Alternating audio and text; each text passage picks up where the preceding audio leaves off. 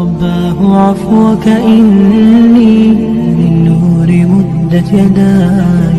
இந்த உலகத்தில் சில மனிதர்கள் உண்டு. அவர்கள் எப்படி ஒருவன் ஒன்றை செய்தால் அதுக்கு நேராக செய்வான். ஒரு அடி வச்சானா இன்னொரு அடி வைப்பான், அல்லது 2 அடி வச்சானா 2 அடி வைப்பான். என்னை இவ்வளவு ஏமாத்துறானா நான் அவ்வளவு ஏமாத்துவா. ஆனா ஒரு முத்தகி, ஒரு முஹ்சின் யார்? அவன் அநீதம் செய்யப்பட்டால் மன்னிப்பான், அவனுக்கு சிரமத்தை கொடுத்தால் பொறுமை காட்பான்,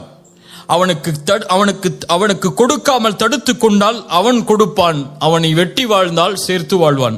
ரசூலுல்லாஹி ஸல்லல்லாஹு அலைஹி வஸல்லம் அதனால் தான் சொன்னார்கள், சில்மன் கதஅக், உன்னை வெட்டி வாழ்பவனை சேர்த்து வாழ்.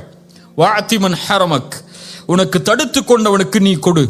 வஅஃபு அம்மன் ஸலமக், உனக்கு அநீதம் செய்தவனை மன்னித்து விடு.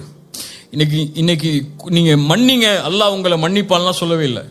இன்னைக்கு சொல்ல விரும்புவது, நீங்கள் மன்னித்தால் தான் அல்லாஹ் உங்களை மன்னிப்பான். இது சாய்ஸ் கிடையாது. ஒருவரை மன்னிக்கிறதுங்கிறது உங்களுடைய விருப்பம் கிடையாது, அல்லாஹ்வுடைய கட்டளை.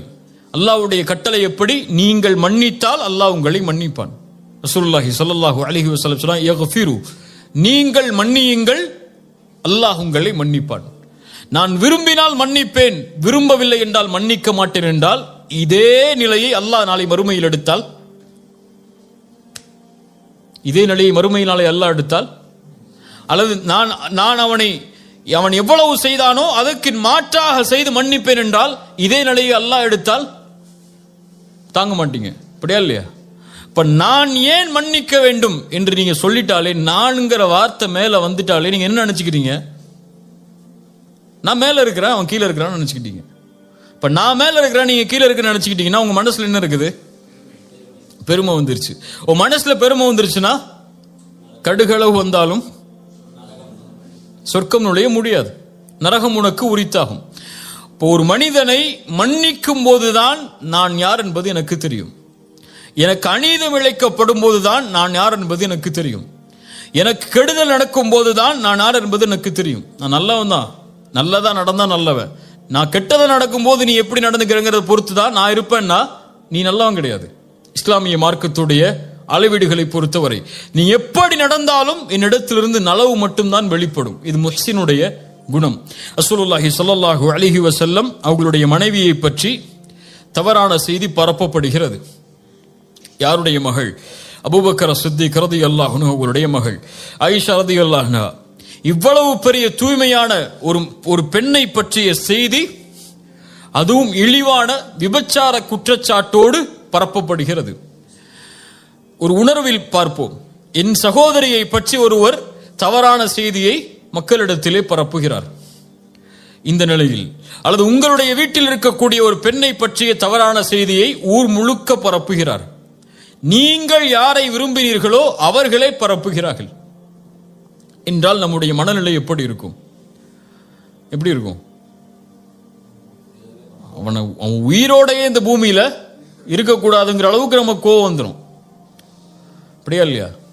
அபூபக்கர் சித்திக் ரலியல்லாஹு அன்ஹு அவர்களுடைய காதில் வருகிறது, உங்களுடைய மகளை பற்றிய செய்தியை பரப்புவது வேறு யாரும் இல்லை, நீங்கள் யாருக்கு அல்லாஹ்விற்காக உதவி செய்கிறீர்களோ அந்த மிஸ்தஹ் அவர்தான் ஹஸ்ஸான் இப்னு சாபித் போன்ற நபித்தோழர்களோடு சேர்ந்து இந்த செய்தியை எல்லாம் பரப்பி கொண்டிருக்கிறார். மிஸ்தஹ் நான் உண்டு இல்லைன்னு பண்ணிட போறான்னு அபூபக்கர் ரலியல்லாஹு சொல்லல. ஒரே வார்த்தை சொன்னாங்க, நான் மிஸ்தஹுக்கு செஞ்சு வந்த உதவியை நிறுத்த போறேன். நான் மிஸ்தஹுக்கு செஞ்சிட்டு வந்த உதவியை நிறுத்த போறேன். அல்லாஹ் ரப்புல் ஆலமீன் வசனம் இறக்கிறான். சூரத்து நூருடைய 22வது வசனம், வலா யஅ்தலி உதுல் ஃபத்லி மின்கும் வஸ்ஸஅதி, உங்களில் கண்ணியம் கொடுக்கப்பட்டவர்கள், வசதி கொடுக்கப்பட்டவர்கள், ஏழைகளுக்கும் நெருங்கியவர்களுக்கும் முஹாஜிர்களுக்கும், அதாவது ஹிஜ்ரத் செய்து வந்தவர்களுக்கும் அல்லாஹ்வுடைய பாதையில் கொடுத்ததை கொடுக்க மாட்டேன் என்று சொல்ல வேண்டாம். வல் யஅஃபு வல் யஸ்ஃபஹு, அவர்களை மன்னிக்கட்டும், அதை பொருட்படுத்தாமல் இருக்கட்டும், விட்டு கொடுக்கட்டும். அது அலா துஹிப்பூன யக்ஃபிரல்லாஹு லக்கும், அல்லாஹ் உங்களை மன்னிப்பதை நீங்கள் விரும்பவில்லையா? இங்கதான் அல்லாஹ் அந்த கேள்வியை நிலைநாட்ட விரும்புகிறான். அல்லாஹ் உங்களை மன்னிப்பதை நீங்கள் விரும்பவில்லையா? அப்போ நீங்க அல்லாஹ்வுக்காக ஒருவருக்கு உதவி செய்றீங்க. ஆனால் உங்களுடைய மகளை பற்றி பேசுகிறார் என்பதற்காக யாருடைய உதவி நிப்பாட்டுறீங்க? யாருக்காக செஞ்ச உதவியை நிப்பாட்டுறீங்க? அப்போ உங்க சுயநலம் வந்துருச்சா இல்லையாங்க? அல்லாஹ்வுக்காக செய்ததை நிறுத்துகிறீர்கள், மேலும் அவரை மன்னிக்கவில்லை. நீங்கள் அல்லாஹ் உங்களை மன்னிக்க வேண்டும் என்று விரும்புகிறீர்கள், ஆனால் அதே மன்னிப்பை சக மனிதர்கள் உங்களுக்கு செய்தால் நீங்கள் கொடுக்கவில்லை. அல்லாஹ்வின் மன்னிப்பை நீங்கள் விரும்புகிறீர்கள் என்றால் அபூபக்கரே நீங்கள் அவரை மன்னித்துதான் ஆக வேண்டும். இதைத்தான் அல்லாஹ் சொல்ல வர்றான். நீங்கள் இதை விட்டு கொடுத்துதான் ஆக வேண்டும். மன்னியுங்கள் அபூபக்கரே, விட்டு கொடுங்கள். அபூபக்கர் ரலியல்லாஹு அன்ஹு உடனடியாக சொன்னார்கள், ஆம் யா அல்லாஹ், உன் மீது சத்தியமிட்டு சொல்கிறேன், உன் மன்னிப்பை நான் விரும்புகிறேன். இங்க நான் செய்யறது எதுக்காகத்தான்? என்னுடைய ஈகோ புதஞ்சு போச்சுங்கிறதுக்காக இல்ல, உனக்காகத்தான். அவரை நான் மன்னிக்கிறேன், அவர் மேல நான் கோபத்தை வெளிப்படுத்தல. எனக்கு உன் பாவ மன்னிப்பு முக்கியம் யா அல்லாஹ். ஏன்? இந்த மனிதர்கள் எனக்கு செய்யக்கூடிய பாவத்தை விடவெல்லாம் உனக்கு நான் பாவம் செஞ்சிருக்கேன். இல்லையா? எல்லா மனிதர்களும் அதில் ஈக்குவல் தானே. ஒவ்வொரு ஆளும் ஒவ்வொருடைய பாவத்துல தான் மேல வருவோம் சொல்லி எல்லாமே பாவிகள் தான். ஆதமுடைய பிள்ளைகள், அல்லாஹ் பாதுகாத்த நபிமார்களை தவிர பெரும் பாவங்களை விட்டு விலகியவர்கள் அவர்கள். மற்றபடி மனிதர்கள் எல்லோரும் பாவிகள் தான். எல்லோருமே அதற்கு உரித்தானவர்கள் தான் அல்லாஹ்வுடைய மன்னிப்புக்கு. எனக்கு அல்லாஹ்வுடைய மன்னிப்பு தேவைன்னு யாரா சொல்ல முடியுமா? எல்லாருக்கும் அல்லாஹ்வுடைய மன்னிப்பு தேவை. உனக்கு அல்லாஹ்வுடைய பாவ மன்னிப்பு வேண்டும் என்றால் நீங்கள் மன்னியுங்கள். அபூபக்கர் சொன்னார்கள், யா அல்லாஹ், நான் அதை விரும்புகிறேன். மிஸ்டர் ஹக்கு, நான் எதை செய்து வந்தேனோ அதை நான் செய்வேன். உடனடியாக சொன்னார்கள், வல்லாஹு கஃபூருர் ரஹீம், அல்லாஹ் பாவங்களை மன்னிப்பதை விரும்புகிறான், இரக்கம் காட்டுவதை அல்லாஹ் விரும்புகிறான். சூரத்து தகாபுனுடைய 14வது வசனத்தில் அல்லாஹ் சொல்கிறான், வ இன் தஅஃபு வ தஸ்ஃபஹு வ தக்ஃபிரு, மன்னித்து விளக்கி அதை நீங்கள் மறைத்துக் கொண்டால், நீக்கிக் கொண்டால், ஃப இன்னல்லாஹ கஃபூருர் ரஹீம், அல்லாஹ் பாவங்களை மன்னிப்பவன், அல்லாஹ் இரக்கம் காட்டக்கூடியவன். இப்ப இந்த வசனங்களில் அல்லாஹ் எதை நிலைநாட்ட விரும்புகிறான்? இஹ்சானை நிலைநாட்ட விரும்புகிறான். இஹ்சான் என்றால் என்ன? நீங்கள் அல்லாஹ் உங்களிடத்தில் நடந்து கொள்ள வேண்டும் என்றால் நீங்கள் படைப்புகளிடத்தில் அப்படி நடந்து கொள்ளுங்கள். குறிப்பாக இந்த விஷயத்தில் நீங்கள் அல்லாஹ்வுடைய மன்னிப்புக்கு உரித்தானவர்களாக ஆக வேண்டும் என்றால் சக மனிதர்கள் செய்த பாவத்தை நீங்கள் மன்னித்தே ஆக வேண்டும். இல்ல பழி தீர்க்கிறதுக்கு மார்க்கம் அனுமதி கொடுத்திருக்கு, நான் பழி தீர்ப்பேன் நீங்க நினைச்சீங்கன்னா, இதே பழி தீர்க்கிறதுக்கு அல்லாஹ்விடத்திலே உரிமை இருக்கு. இதே பழி தீர்க்கிறதுக்கு அல்லாஹ்விடத்திலே உரிமை இருக்கு. அந்த உரிமையை நீங்கள் எடுத்துக்கொண்டால் அதே உரிமையை நாளை மறுமையில் அல்லாஹ் எடுப்பான். நல்லா புரிஞ்சுக்கோங்க. பழி தீர்க்கிறதுக்கு உரிமை இருக்கு, சரி குர்ஆன் வசனத்தை பேசுங்க, கைக்கு கை காலுக்கு கால்னா பேசுங்க. இதே விஷயத்தை நாளை மறுமையிலும் அல்லாஹ் தேர்ந்தெடுப்பான். அல்லாஹ் உங்களை நாளை மறுமையில் அதை தேர்ந்தெடுக்க கூடாது என்றால் நீங்கள் தேர்ந்தெடுக்க வேண்டியது மன்னிப்பை. இன்னைக்கு சொந்த சகோதரன்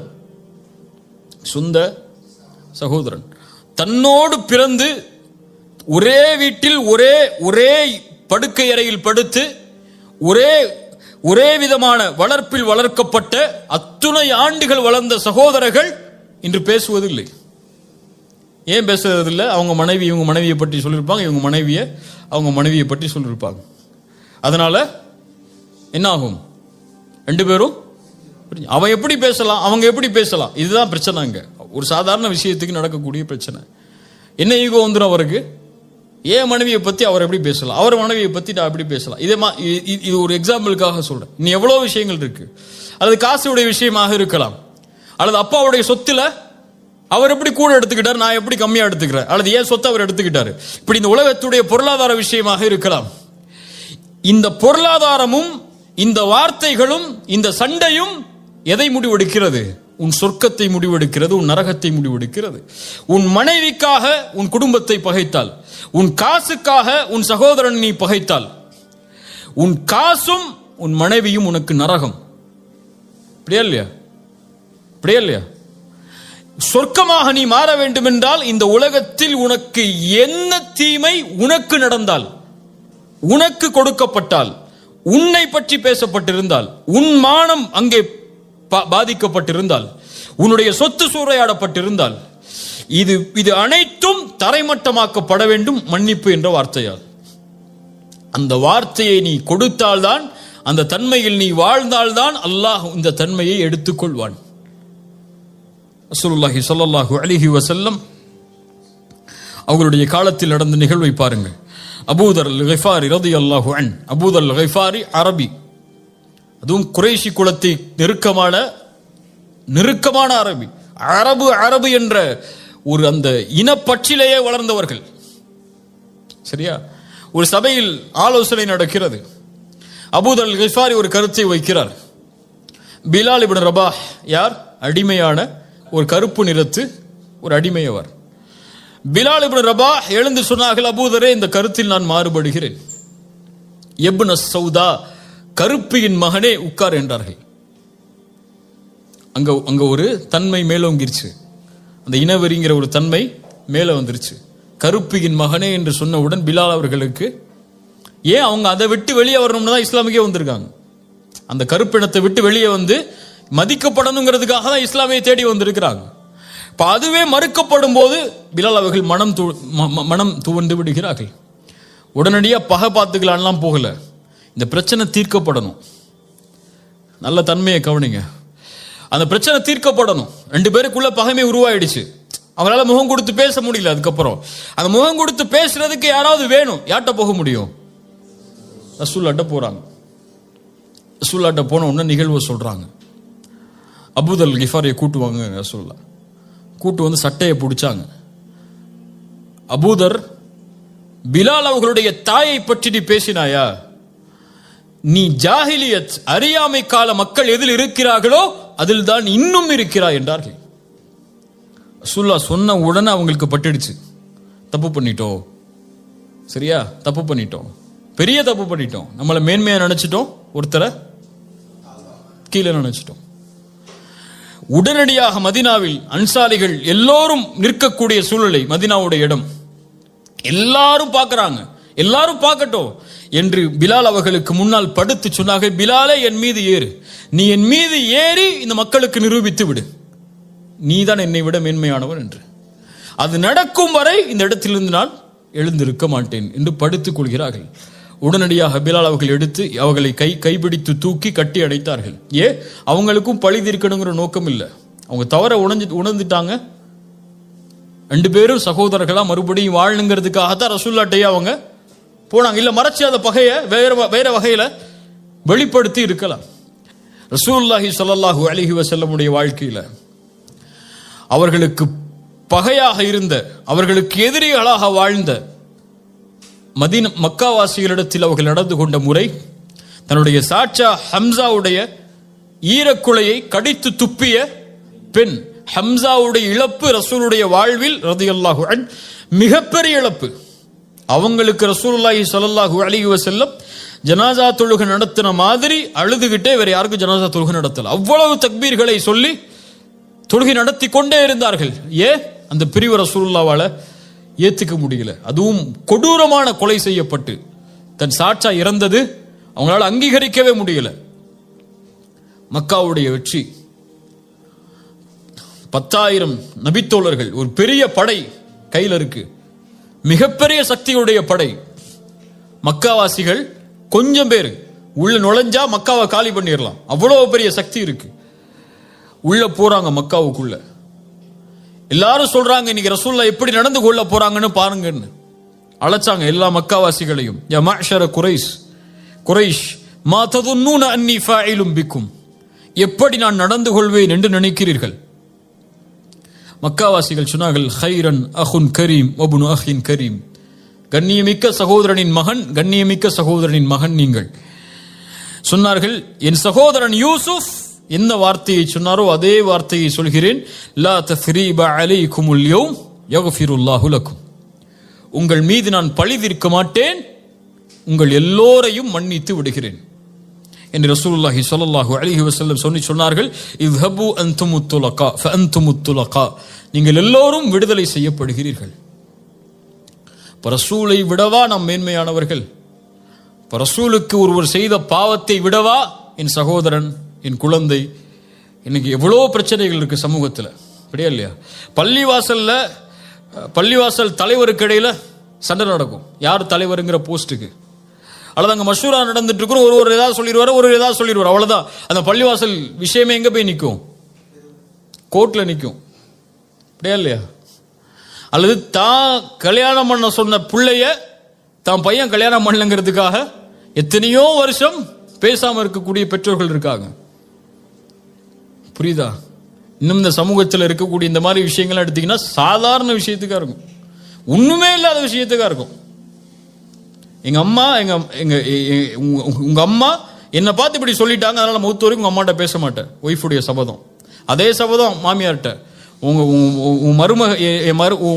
ஒய்ஃபு என்னை பார்த்து இப்படி பேசிட்டா அதனால நான் மௌத்து வரைக்கும் இப்படி பேச மாட்டேன்.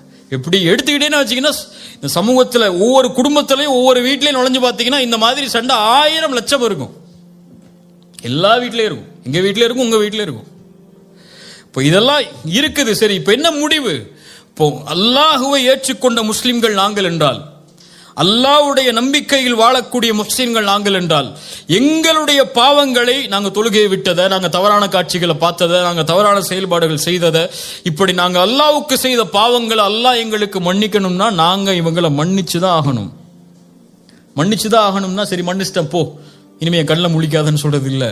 அந்த மன்னிப்பு அல்லாஹ் அங்க சொல்லவே இல்லை. அந்த உறவு கெட்டுவிட்டால் மன்னிப்பை வழங்கினால் அந்த உறவு சீர்படுத்தப்படும். அடுத்து அந்த உறவு எப்படி முன்னால் இருந்ததோ அதை விட மேன்மையாக்கப்படும்.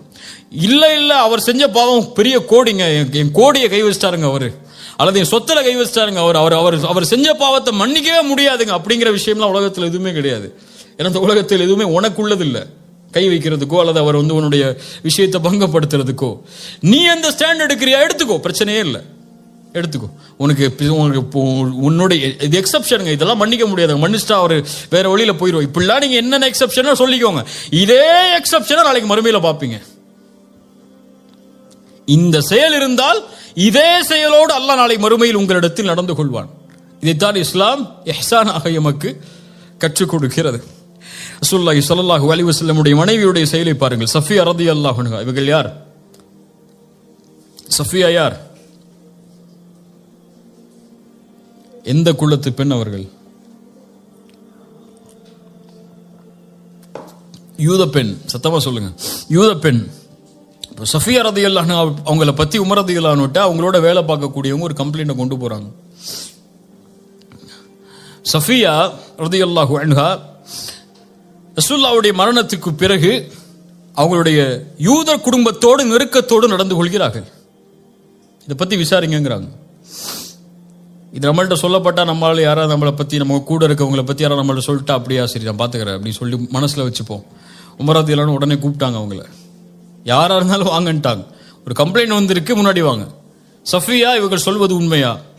சஃபியா ரலியல்லாஹு அன்ஹா சொன்னார்கள், யா உமர், அவர்கள் நான் இஸ்லாமை ஏற்றுக்கொண்டாலும் அவர்கள் யார்தான்? என் குடும்பத்தார்கள். அவர்களை பகைத்து வாழ்வதற்கு எனக்கு இஸ்லாம் அனுமதி அளிக்கல.